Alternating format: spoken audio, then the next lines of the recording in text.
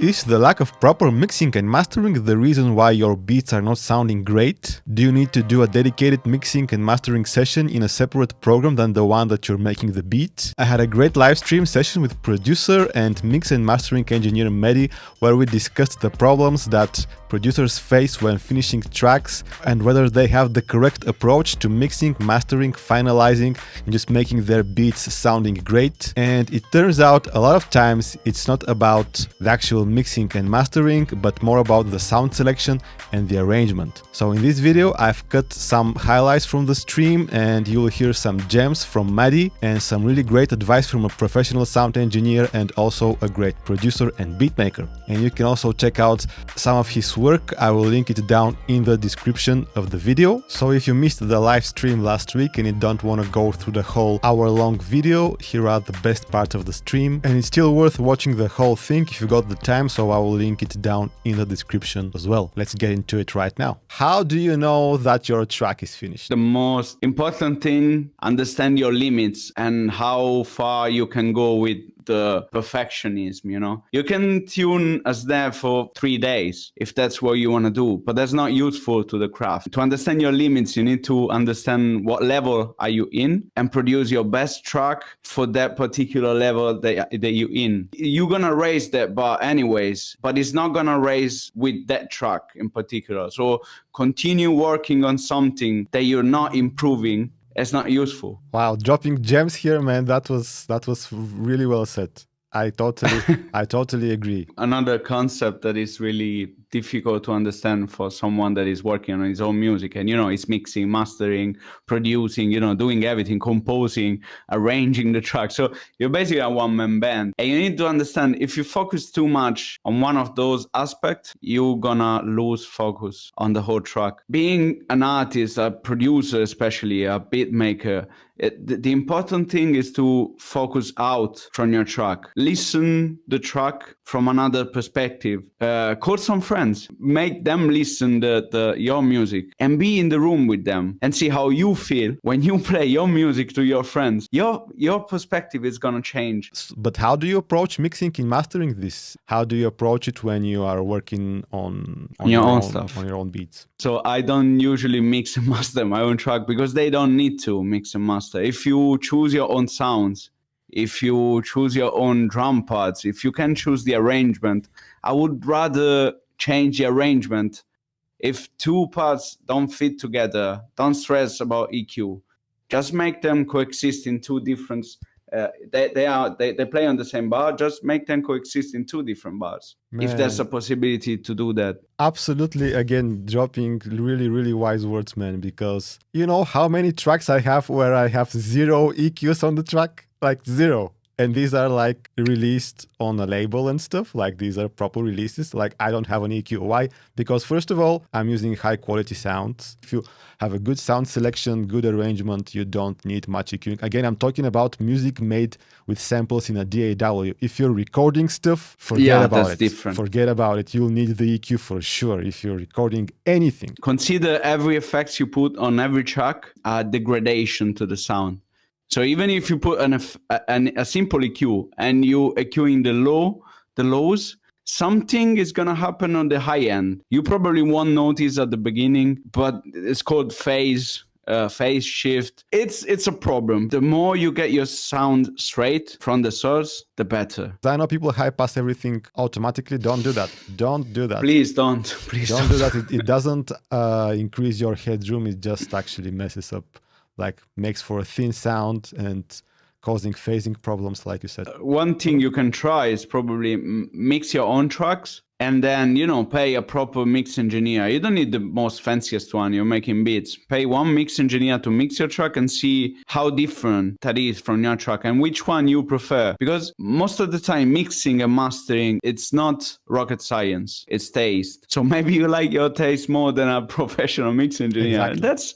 That's totally okay. That's totally okay. You know how many people I say, yo man, like I cannot mix your track because it's I don't have taste for this. I understand my limits, you know.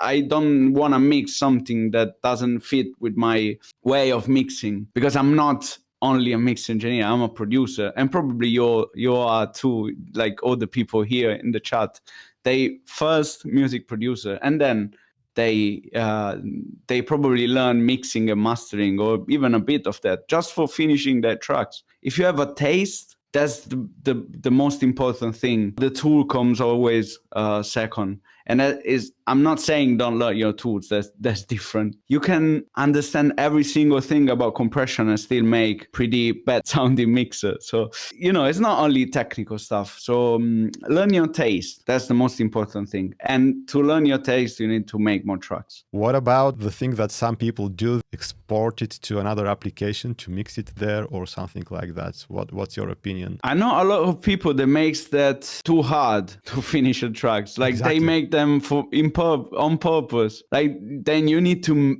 export your tracks to mix them in another program and then export the mix to master in, I don't know, Pro Tools, because that's what the standard is, Just finish your track in the same project. You don't need to export the track and master it or mix it in another program.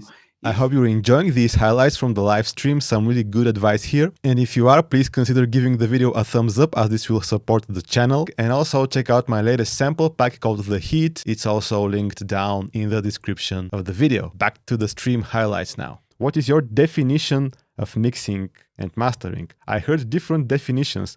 What is the big difference? Mixing to me is trying to collapse every single track that you have and squish it into a single file, and trying to fix all of these sounds into a box that is represented by volume and frequencies, and obviously pan too, so it's not a 2D image. And mastering instead is taking all of these tracks which works well together already and trying to make that single file work really well on different devices. So if you listen to the same tracks on two different devices, maybe one doesn't have bass like a phone, and maybe one is a ginormous, sound system. And your idea should be enjoyable on both, which is a pretty difficult thing to do. It's always about compromises. For example, in mixing, you cannot unmask two sounds completely. If this is your whole spectrum, you cannot divide the spectrum in two and put the bass here and the